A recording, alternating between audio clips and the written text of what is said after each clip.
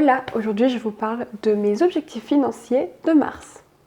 Pour commencer, je vais vous faire un petit retour en arrière sur février et voir ce qui a évolué au niveau financier. Tout d'abord, mon objectif principal c'était de suivre mon budget, puisque comme je vous l'avais dit dans ma vidéo à remplissage, j'ai modifié quelques catégories de budget, j'ai augmenté ou j'ai réduit certaines pour voir un petit peu comment je m'en sortais. Donc ça s'est bien tenu, je vous ai même fait la vidéo bilan.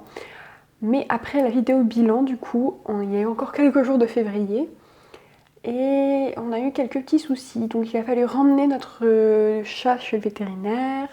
Enfin, du coup, on a dû piocher un peu dans ce qu'on avait réussi à avoir comme économie et dans certaines enveloppes également. Donc dans une enveloppe perso pour moi, je crois, et bien sûr dans animaux. Donc ça nous a un petit peu mis mal puisque c'était pas prévu et ça nous a un petit peu ennuyé avec mon conjoint. De plus, le contrat que j'avais avec une entreprise s'est arrêté et du coup là je suis sans emploi. Donc ça touche également notre budget puisque je ne vais pas avoir les mêmes revenus que lorsque du coup je travaillais. Donc ça aussi pour mars ça va changer les choses, même si j'ai arrêté du coup mon contrat mi-février. Donc voilà, ça a un peu touché le mois de février, mais pas trop puisque j'avais ma paye de janvier. Mais là, voilà, ça va être un petit peu plus complexe.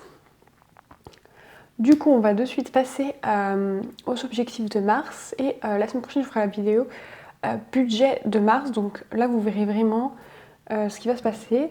En plus, j'ai oublié de vous dire, mais du coup, fin février, on a reçu une lettre de notre ancien appartement, pour notre ancien appartement qu'on louait.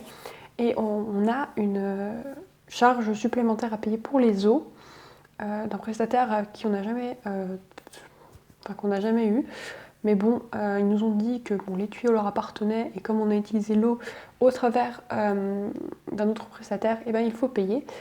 Donc c'était de l'argent non prévu. Donc voilà, je vous ferai un petit récapitulatif et je vous expliquerai un peu plus dans le budget de mars comment je compte m'en sortir, même si c'est pas gagné vu les dépenses imprévues qui commencent à pointer leur bout de leur nez alors qu'on n'est que le 1er mars, mais bon, c'est un peu ça le problème. Et du coup, je vais vous parler de mes objectifs financiers pour mars, donc qui vont vraiment être tournés vers l'alimentaire, comme vous avez pu le voir dans le titre, parce que l'alimentaire, ça peut être une catégorie où l'on dépense énormément et pas dans les bonnes choses.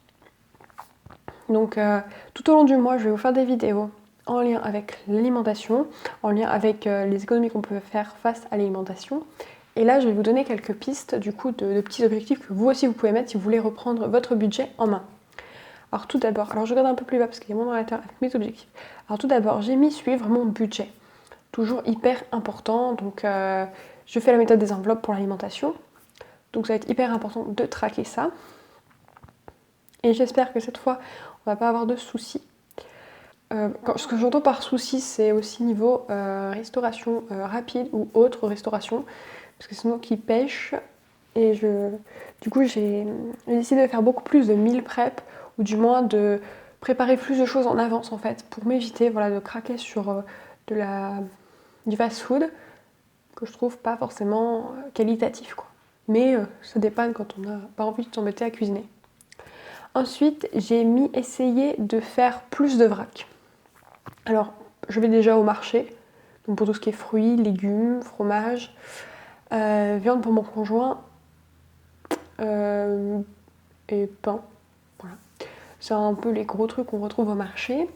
Mais pour le reste, c'est-à-dire pâtes, riz, légumineuses, voilà, essayer de se tourner vraiment plus vers du vrac qui peut être moins cher en fonction de la quantité qu'on prend et ce genre de choses. Donc je vais tenter ce mois-ci d'en faire plus.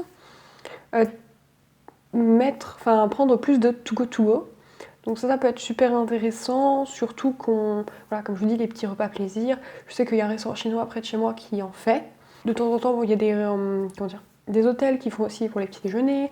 Il y a des petits paniers de magasins, ce genre de choses. Ça peut être hyper intéressant. Et surtout, le gros objectif, le plus gros objectif, je pense, du mois, qui va être le plus dur pour moi, ça va être entre 60 et 70 € d'alimentation par semaine. Désolée si vous entendez du bruit. Je sais pas ce que c'est en plus. Pourquoi? Parce que, comme je vous l'ai dit, je vais faire les courses au marché et après je vais en grande surface.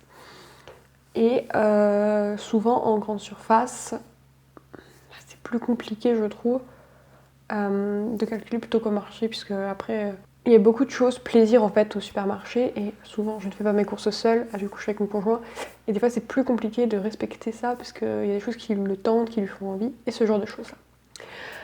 Donc je pense que je vous ferai peut-être des shorts pour montrer en fin de semaine ce que j'ai réussi à économiser et si je suis rentrée ou pas dans mon 60, entre 60 et 70 euros de budget alimentaire.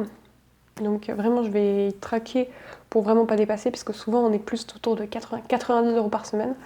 Ce que je trouve qui fait beaucoup, qui fait aussi du gâchis alimentaire parce que nos placards après sont pleins et on continue de racheter, enfin, c'est vraiment un cercle vicieux. Et ça va vraiment être quelque chose sur lequel je vais me focus pour éviter voilà, le gâchis, la dépense inutile d'argent, ce genre de choses. En tout cas, j'espère que cette vidéo aura pu vous aiguiller peut-être vers des choses que vous pourriez mettre en place pour réussir vous aussi à arriver vers un budget sain. En tout cas, je vous souhaite une bonne journée, une bonne soirée et je vous dis à la prochaine. Ciao!